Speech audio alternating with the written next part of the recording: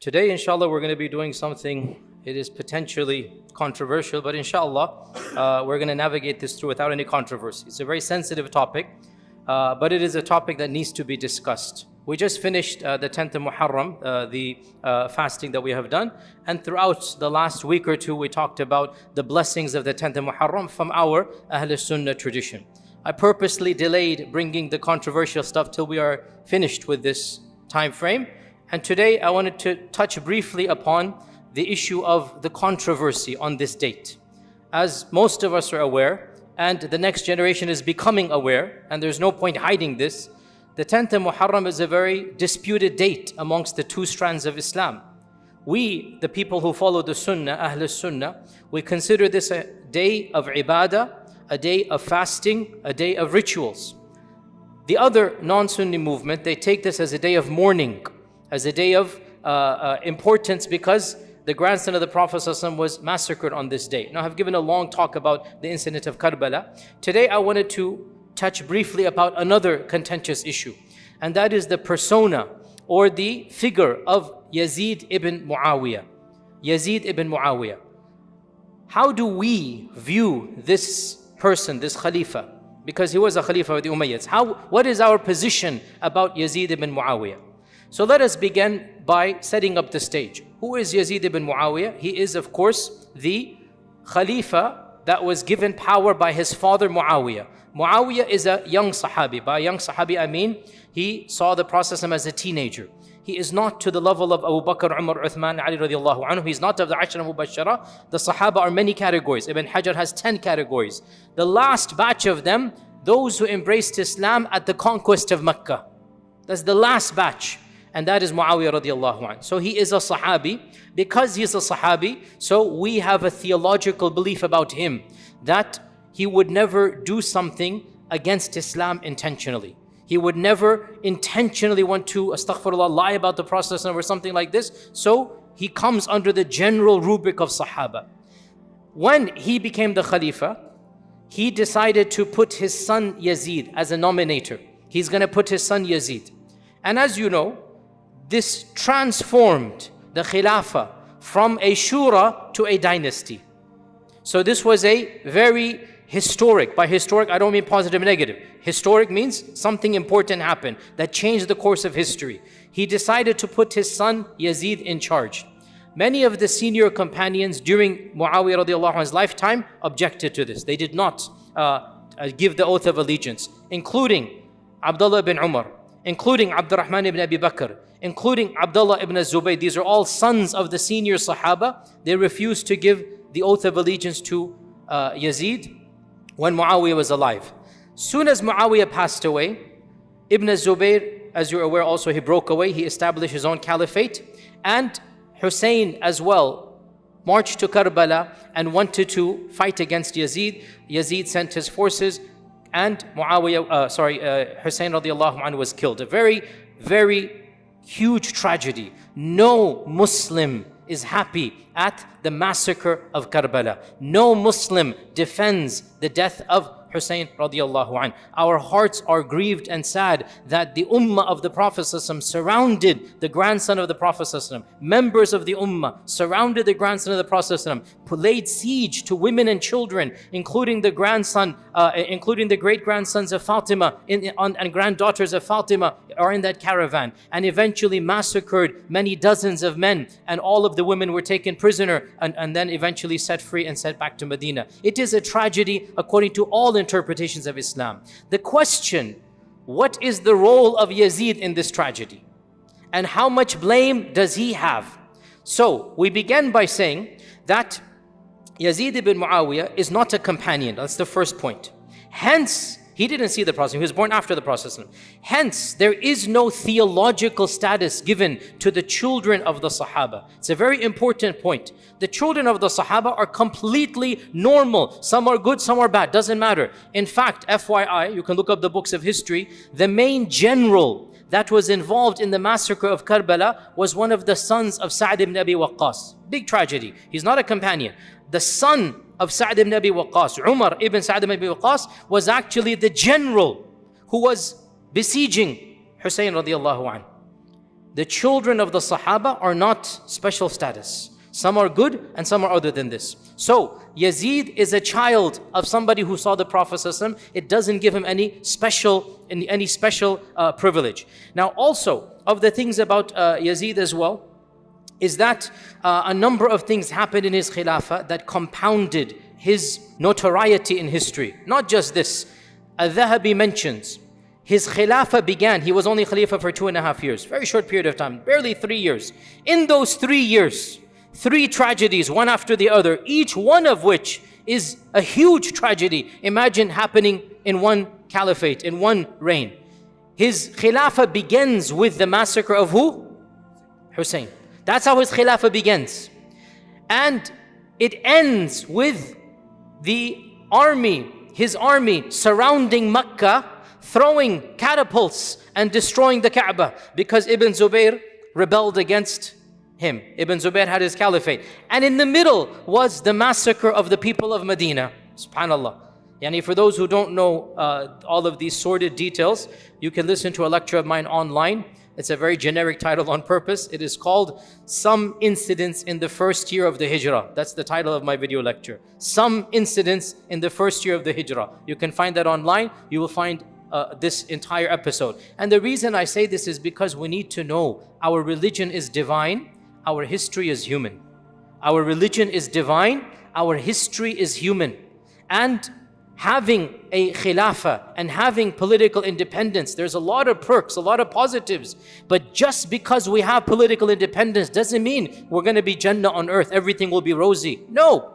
We have sometimes the worst massacres and the most brutal things happen under a khilafah. All of this happened under a time when the khilafah was actually pretty strong, yet still so many things happen. So yes, to have political independency is good, but we should not romanticize this notion of just because we'll have a khilafah, all problems will be solved. It doesn't work that way. Read history and you will understand this reality.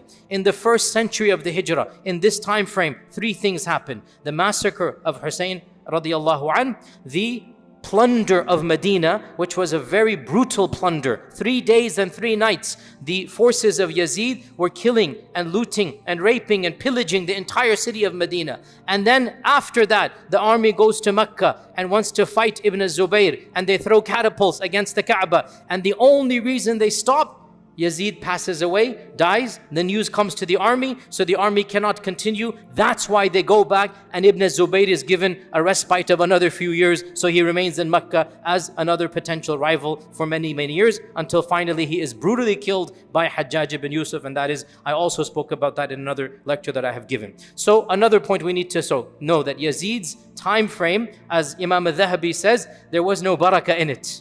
It began with the massacre of Hussein, it ended with the destruction of the Kaaba, and in the middle was the pillage of Medina. What an evil legacy overall. And because of this, from the beginning of time, the majority of people did not like this persona. The vast majority of people did not like this persona. Now, one other point needs to be added before I go over the spectrum, and that is, some people say that Yazid comes under a hadith in which the Prophet ﷺ said, hadith is in Bukhari, the Prophet ﷺ said that أَوَّلُ جَيْشٍ مِّنْ أُمَّتِي, the first army of my ummah that shall besiege the city of Constantinople shall be forgiven. This hadith is in Bukhari. أَوَّلُ جَيْشٍ يَغْزُو مَدِينَةَ قَيْصَرٍ, the city of Qaysar is Constantinople. The first army that is gonna besiege the city of Qaysar shall be forgiven. And a number of early and medieval historians, they said, and they made the claim, Yazid was the leader of that jaysh. And that was the jaysh or the army that Abu Ayyub al-Ansari was a part of. And Abu Ayyub al-Ansari passed away. Okay, pause here, footnote. Abu Ayyub al-Ansari, the famous companion whom the Prophet ﷺ lived with when he migrated to Medina. Where is his qabr? In the modern city of Istanbul. In Istanbul today, you can go and visit his alleged qabr, right? How did his grave end up in Istanbul? How did Abu Ayyub al-Ansari's grave end up in Istanbul? How?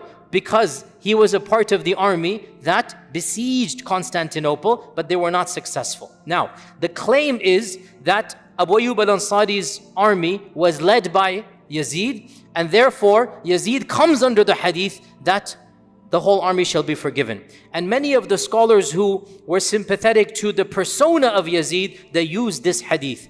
And to respond back to this point, actually, Ibn Jarir al-Tabari and Ibn Asakir and Khalifa ibn Khayyat and others, they mention a fact that seems to have overlooked some of these great giants with utmost respect to them. And if I point out this, it doesn't mean I'm disrespecting the camp who said this, but it is a historical fact. Actually, Yazid was the commander of the second army, not the first. And this is well known. Al-Tabari mentions this. If you look up the history of Al-Tabari, he says in the year 45 Hijrah, Abdul Rahman ibn Khalid ibn al-Walid, the son of Khalid ibn Walid, led an expedition to Constantinople, and it had in it so-and-so of the Sahaba. Then in the year 49 Hijrah, Yazid led an army, and in it was Abu Ayyub al-Ansari. Ayyub al-Ansari passed away. So Yazid is not the commander of the first army that went to Constantinople. So this is something you could look up historically, and those who claim so, utmost respect, they seem to have overlooked there was one army that went before. Hence, that hadith does not apply to Yazid. Now, other scholars point out, even if you want to say that this is a generic hadith, this does not mean that every single person will automatically be forgiven. Rather, the hadith is general and there can be specific exceptions. And especially when somebody does extreme dhulm like this person did, doesn't mean we take a general hadith and use it to forgive specific dhulm. Nonetheless, these are generic points to point out that, what am I trying to say before I get to the actual lecture here? That is, there is nothing special that we can mark Yazid with as having been forgiven or a Sahabi. No. Rather, he is just like any person of his era. Now we look at the negatives he has done. Now, the brief lecture I'm going to give, because this is a very detailed topic, I wanted to introduce to you that within our Ahl Sunnah scholarship, there is a spectrum of opinion about Yazid ibn Muawiyah. There's a spectrum of opinion. And you have the entire line, the entire spectrum, from outright kafir to defending him. We have this entire spectrum historically. I'm just giving you the facts right now. I'm not giving you my opinion right now. I'm simply telling you, you should be aware. Why is this spectrum? Because, and this is the key point, we do not believe that the incident of Karbala is a theological one. It is a historical one. So if somebody has another opinion about the interpretation of the events, it doesn't make that person a deviant, a heretic. No. Karbala took place after the death of the Prophet ﷺ by 30 years, 40 years, 50 years. There can be no theology. The Quran has been finished, revelation. The Prophet ﷺ is no longer amongst us. Karbala and the massacre of Hussain is a historical tragedy, not a theological one. Our theology doesn't change. Iman doesn't change. Allah and His Messenger doesn't change. The Quran does not change. It is a historical tragedy. Therefore, if a person differs about interpreting the blame of Yazid, we can disagree, but the person doesn't become a heretic, a wrong belief. You understand the point here, right? From our perspective, the tragedy of Karbala is not something that is a part of our theology. It's a historical tragedy. And therefore, if a person disagrees about what percentage of blame to give to Yazid, because that's really the question. That's really the question. The question is not, was it good to massacre? A'udhu billah. Nobody says this. Nobody says this. Everybody is angry and curses the actual killers of the Prophet ﷺ's grandson. Who can possibly sympathize with them? No Sunni, much less anybody else, is going to sympathize with them. The question is, what percentage of the blame is on Yazid? How much did he know? How much did he command? How much was he tacitly aware? Or was he innocent completely and it happened and he didn't want it to happen? You understand the question here, right? Depending on how you answer that question, you will get the spectrum of opinion, right? And we do not say that this is a theological question. It's a historical question. So if a person has a different analysis, if somebody says Yazid is 100% guilty, well then that person is going to curse Yazid, right? And if somebody says, no, Yazid did not command it, rather this was Ibn Ziyad who did it, the governor of Iraq, not Yazid himself. Yazid is in Damascus, Ibn Ziyad is in Kufa, the governor. So the governor and the Khalifa, there's no phone call, there's no WhatsApp and messages. It'll take 3 weeks for the messages to come. So if somebody says, Yazid did not command the killing. Ibn Ziyad commanded it. Then he's going to get angry at Ibn Ziyad and he's going to say, Ibn Ziyad is the governor. He's going to say Yazid is faultless. In our understanding, as we said, whatever position you hold, you can agree or disagree, you are not an evil person for historical analysis. As long as we agree that the killing of the Prophet's grandson is a major sin, it is one of the worst crimes, no doubt. We all agree to this. But who's guilty? Now, with this caveat, with this intro, inshallah ta'ala, let us go over the quick spectrum. And of course, I have a much longer lecture online. This is just to introduce you. We'll begin from the far right. Who is the far right? Those who excommunicated Yazid. They said he's a kafir, he's not even a Muslim. And you have small groups here. The far right, the far left, minority opinions. So those who said he's a kafir, they're very few in number. Of them is the historian Al-Mas'udi. He's not a theologian, and in fact, some say he's not even Sunni. Mas'udi could be from the other group, but he's a famous historian. Mas'udi has a remark that says, let me quote it for you, even Fir'aun was more just amongst his people than Yazid to the Muslims. Yazid is worse than Fir'aun.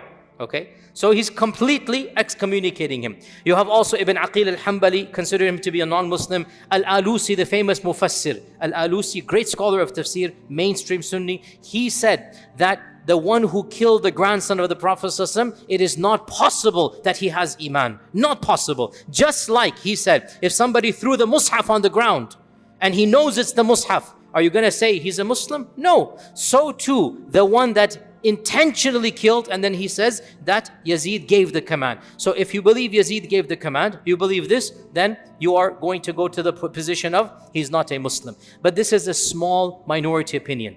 Another opinion, which is more mainstream, is that he is an evil Muslim and we should curse. We should put Allah's la'na. The general rule, we don't give la'na on another Muslim, right? The general rule, we do not say Allah yal'anak or la'natullahi alayk. We don't say this. But a group of scholars said, we should curse Yazid. Exceptions are made, and Yazid is one of those exceptions. And this is a very well-known opinion. And we have, for example, Abu Ya'la, the famous Hanbali scholar, allowed this. The famous Shafi'i scholar, Ilkiya al-Harrasi, he was very explicit in this regard. He said, so-and-so has two opinions. You should curse, you should not curse. So-and-so has two opinions. You should curse, you should not curse. As for me, I have one opinion. It is wajib to curse. I'm going to curse Yazid. So you have this opinion as well. The famous theologian Taftazani, who wrote a book of Aqaid Taftazani, he put it as a point of Aqidah, a Sunni Aqidah, that we are going to curse Yazid ibn Muawiyah. So you have a position that you're going to curse him. Ibn al-Jawzi, the famous Hanbali alim, mufassir, sheikh, and historian. Ibn al-Jawzi is an all-rounder. He's one of the luminaries, died 595. Ibn al-Jawzi wrote a booklet. And in that booklet, the point of the booklet to prove that we're supposed to curse Yazid ibn Muawiyah. So we have that opinion. It is fairly mainstream. Now, the next on the spectrum. So you have, we curse him. The next on the spectrum, we strongly criticize, but we don't say la'natullah. We don't use la'na. We strongly criticize, but no need to give Allah's la'na on a person who said the kalima. Whatever his crime, no need to say the la'na. This position, perhaps I would say, is the majority opinion of Ahl Sunnah, historians and theologians. If you look at and compile, and I've done my little bit of research in this regard, in my humble analysis and opinion, this is the majority of our scholars. They are on this wavelength. We don't like Yazid. There is no defense of Yazid. We criticize Yazid. We harshly criticize Yazid. But there's no need to invoke la'na on anybody who says the kalima. And this is the position of many scholars. Ibn Asakir, Ibn al-Athir, Ibn Taymiyyah has many times said this. Ibn Taymiyyah said that people went to extremes with regards to Yazid. Some defended him, and some considered him to be a saint, and the others considered him to be a kafir, and said you must give la'na. And he goes, as for us, Yazid was a king amongst the kings, and he has many evil things that he has done. And of his biggest crimes, according to Ibn Taymiyyah, is that he did not reprimand the killers of Hussein. Ibn Taymiyyah's analysis is that Yazid did not command the killing of Hussein. But when the news reached him, he did not punish the perpetrators. So, that's a problem. If you didn't command it, then you should punish those who did it. But he didn't punish. So Ibn Taymiyyah says he deserves to be criticized for this. And that is his analysis. Al-Dhahabi as well, as I said, Al-Dhahabi says, Allah did not put any barakah in Yazid's era. There was no barakah in Yazid. He began with the massacre, he ended with the destruction of the Kaaba, in the middle was the pillage of Madinah. There was no good in the time of Yazid. Also Ibn Kathir has a lot of harsh words for, Ibn Kathir the Mufassir, Ibn Kathir the historian, has a lot of harsh words for Yazid, but he doesn't curse him. So this is I would say the majority middle position. Now we turn towards the other side now. We're going on the barometer, right? From kafir to la'na, to get angry but no na'na. Now we go to the next position. What is the next position?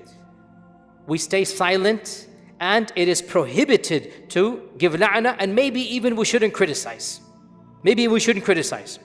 So this is the position of a number of scholars, most famously Imam Al-Ghazali. Imam Al-Ghazali had this position, that we should be silent and not criticize, and definitely don't give la'na to Yazid. Also Imam An-Nawawi had the same opinion, that we leave his affair to Allah subhanahu wa ta'ala, and we should not give la'na to any Muslim. So they were very much opposed to criticizing, and just be silent and don't give any la'na. So this is one position. Then we get to the final opinion, or the final spectrum. What is the final spectrum? Did anybody defend Yazid? There's a small group of people who defended the persona, but not, as we said, the massacre of Karbala. As we said, nobody in Ahl Sunnah defended the massacre of Karbala. Alhamdulillah, nobody can do that. It goes against Iman to do that. But there were few people, they said Yazid is 100% innocent. No blame whatsoever. He has no blame for Karbala. And therefore they defended some of the good, whatever good they found in the history books, whatever, they defended. And in particular, there was a theologian in 5th century Damascus by the name of Abdul Mughith al-Baghdadi. He wrote an entire book, Fi Fada'ili Yazid, regarding the blessings of Yazid. And in it he tried to find ways to exonerate and whatnot. And it was because of this book, we said, remember that, Ibn al-Jawzi wrote a book criticizing Yazid, remember that? It was because this scholar wrote a book praising Yazid that Ibn al-Jawzi wrote his counter to this. And he blasted the scholar and he said Yazid should be cursed, etc., etc. So we have this entire spectrum over here. To conclude, the position that a person holds regarding Yazid is not a point of theology. Hence, we should not make it more important than it is. It's a point of history. We should also avoid sectarianism in this regard. Sectarianism, it is my humble opinion, you have heard me speak a lot about this, that these sensitive issues, there's no point ignoring them, because our children are asking. If I don't talk about it, they're going to listen to other people and they're going to give a different perspective. The internet has opened the floor for everything. So there's no point ignoring. We cannot tell our children don't ask. They're worried, they're concerned, they're asking questions. So I believe the best way to present as neutral as possible without riling up hatred, without making people hate other people. We can teach without preaching hatred. That's what we're trying to do over here. And you know, by the way, it needs to be said, in Albuquerque, the series of murders that occurred, right? It's because of now we found out sectarian hatred. We don't want to do this, a'udhu billah. We need to rise above this. There must be a way to teach the differences without teaching hate. I hope inshallah I can and others can do this. So bottom line, to conclude, the massacre of Hussein is a tragedy of the highest magnitude, and it is a historical tragedy. No mainstream Muslim defended and was happy at the death of Hussein radiyallahu ta'ala an. Whoever is responsible for that murder will have to face Allah with the most precious blood on his hands. The most precious blood, the grandson of the Prophet ﷺ, that person will have to face the wrath of Allah subhanahu wa ta'ala. The question though, how much was Yazid liable? What percentage did he have in all of this? And I said there's a whole spectrum of opinion, and I will give you now at the end of this my own personal opinion. Take it or leave it. It's not a point of theology. I have read with my own research. You can take it or leave it. I have opined, it's an opinion, that it is not fair to exonerate Yazid even 80%, 90%, 70%. On the contrary, Yazid was the one who sent a brutal military general with the commands, make sure Hussein does not get to Kufa. And that's it. He left it open. He left it open. If he wanted to protect Hussein radiallahu anh, it was his job to make that point. You know, when the government wants to catch a criminal, they say dead or alive, or they say we want him alive. Correct? You know, to this day, when the government wants a criminal, they'll give you two options. Dead or alive, or no, we need this guy alive. Make sure you don't kill him. Whoever wants to get the bounty, you have to give him to him alive.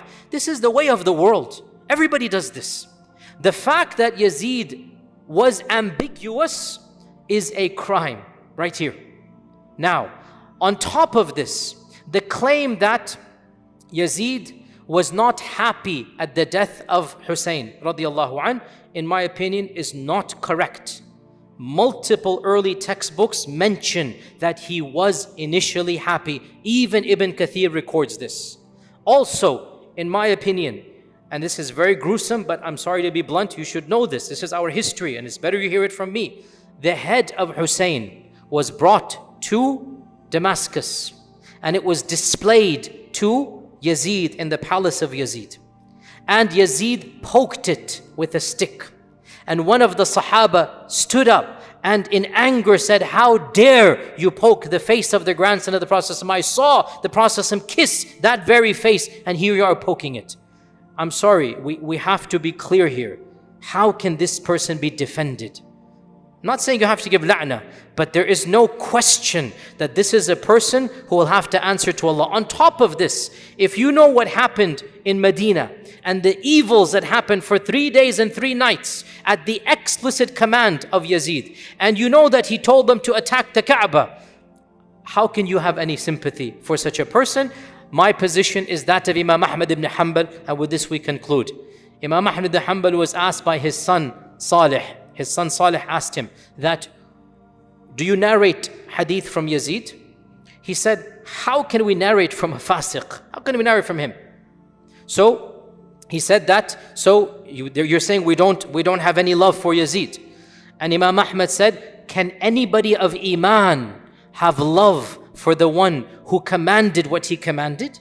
Can you have love for this tyrant? Wallahi, we get angry when the tyrants kill people in masajid, when the tyrants do things in our modern lands, right? How about somebody killing the grandson, somebody attacking Makkah, somebody attacking Madinah?